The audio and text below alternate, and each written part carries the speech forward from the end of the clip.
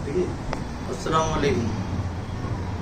मैं शकील अहमद अमरपुर वाले एक छोटा सा स्कूल चलाता हूँ, Mir Abdul Hamid memorial public junior high school, गली नंबर 26, लक्कीपुरा, फतेहपुर रोड, मेरठ।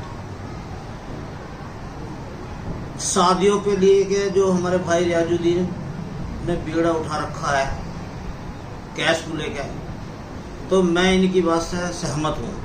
बिरादरी के छोटे बड़े जितने भी भाई बंधु मेरी बात सुन रहे हों, भाई हम इतने बड़े नहीं हैं कि हमारी कोई बात मानना है, लेकिन अपने दिल की बात आप तक पहुंचा तो सकते हैं। हम अपने दिल की बात आप तक पहुंचा सकते हैं, और अगर अच्छी लगे तो लाइक कर देना, ना लगे तो कोई बात नहीं।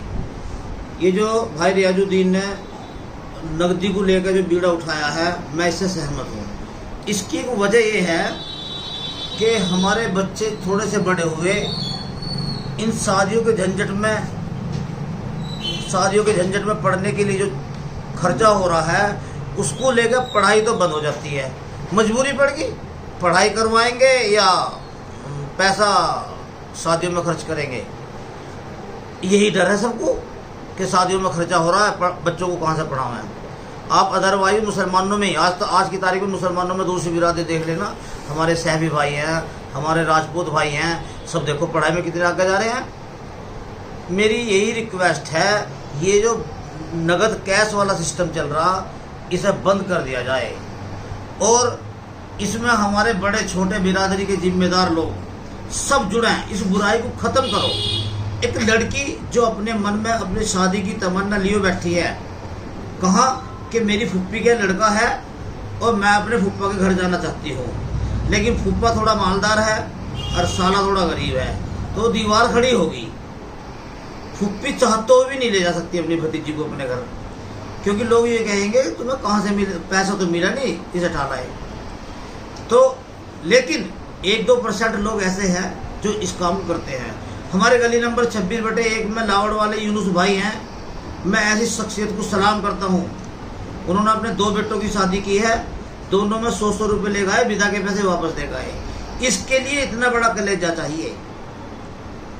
बहुत बड़ी बिल्डिंग में नहीं रहते वे, छोटे से मकान में रहते अपने में, लेकिन बहुत बड़ा काम किया उस शख्सियत ने।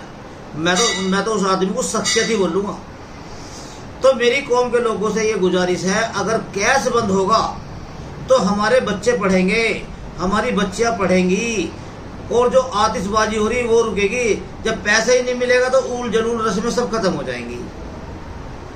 बस मैं तो इतना सा कहना चाहता हूँ, क्योंकि मैं शिक्षा के क्षेत्र में काम करता हूँ। अपने बच्चों को पढ़ाओ, इस झंझट से बचो।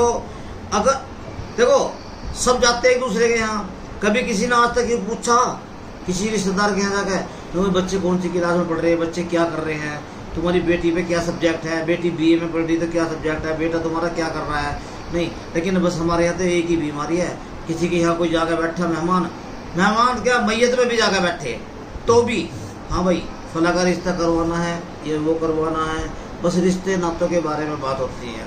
जबकि सब जानते हैं जोड़े अल्लाह बना हुआ है, लेकिन कुछ काम अल्लाह ने हमें भी सौंपे हैं, अल्लाह ने दिमाग दिया है, तो जो काम हमें सौंपे कम से कम हम वे तो ठीक करें। मेरी आप सब बिरादरी के बड़े छोटे भाई बंधुओं से सबसे गुजारिश है, इस कैश वाले सिस्टम को रोक लीजिए, बर्बादी से बिरादरी को बचा लीजिए। और दूसरी बात, बड़े बड़े कैश देने वालों से भी गुजारिश है कि अगर दो तो भाई इतनी नुमाइश ना करो कि कल को पुलिस परेशान करे। भाई रियाजुद्दीन में गलत कह रहा हूँ जी? बहुत बढ़िया बात है। मुख्तसर सा दो बच्चों को। और एक ये वाली बात है, अगर बाइक दे रहे हैं तो चलो बाइक वाला 11,000 रुपये दे दो, कार दे रहा तो 51,000 रुपये दे दो, लेकिन फिर भी ये कहूँगा इस कैश से बचो। इस कैश देने वालों ने बेफजूली करवा रखा है। लड़के वाला हल्दी की रस्म में भी 50,000 रुपये 2 लाख रुपये खर्च करके जा रहे हैं, क्योंकि ये दिखाया जाता है ना कि हमारे यहाँ ऐसा प्रोग्राम हुआ हल्दी का कि लड़के वाले के यहाँ डाल दिया मोबाइल पे। अब वो खुद ही सोचेगा यार ये तो इतना कर रहा था, तुझे पैसे थोड़े ज़्यादा देने चाहिए। हल्दी से काम बिगड़ रहा, हल्दी से शुरू हो रहा। और भाइयों आप सब लोग जुड़ेंगे, डटेंगे तो इंशाल्लाह ये दकियानोसी रिवाज, ये फजीयत की चीज़ सब खत्म हो जाएंगी। एक छोटी सी बात है मेरी, एक लड़की जो दुल्हन बन के अपनी सास के घर पहुंची है, अपने ससुराल अपने आदमी के घर पहुंची है, उसके कान में जाते ही शुरू हो जावे, यो ना दिया इसके बाप ने, ये ना दिया इसके बाप ने, ये ना दिया। वो बच्ची जो तमन्ना लेके गई है ना, उसके तो सारे सपने धराशायी हो जाए हैं। आप लोगों से गुजारिश है, इस चीज़ को ख़त्म कराएं प्लीज़।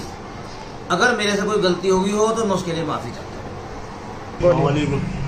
देखिए, सबसे पहले तो मैं अपनी समाज का, अपनी कौम का इंशाल्लाह दिल से शुक्रिया अदा करता हूँ। मेरी समाज जहाँ भी है, ठीक है, और उसके साथ साथ मेरे टोवासों का दिल से शुक्रिया अदा करते हैं। और शकील भाई ने बहुत अच्छी बात की है। हमारे शकील भाई लिखे पढ़े हैं, काबिल आदमी हैं, और ये काबिल आदमियत के ही ज़रूरत है, ठीक है जी। हम अनपढ़ तो भगे फिर रहे जी, ठीक है, अपने कान में मजबूल हो रहे हैं, ठीक है जी। और शकील भाई ने इतनी बढ़िया बात की, हमारे समाज को और कौम को इस बात पे ध्यान देना चाहिए और समझना चाहिए। शकील भाई जैसे ही आपने विचार रखे, कोई जबरदस्ती तो नहीं कहलवाना। जो लोग क्या कहते हैं शकील भाई, ये कहते हैं रियाजू भाई जबरदस्ती कहलवाते हैं। रियाजू भाई के बंदूक थोड़ी देर जो करवा देंगे, वो कहते हैं ना, इसलिए ये तो हमारे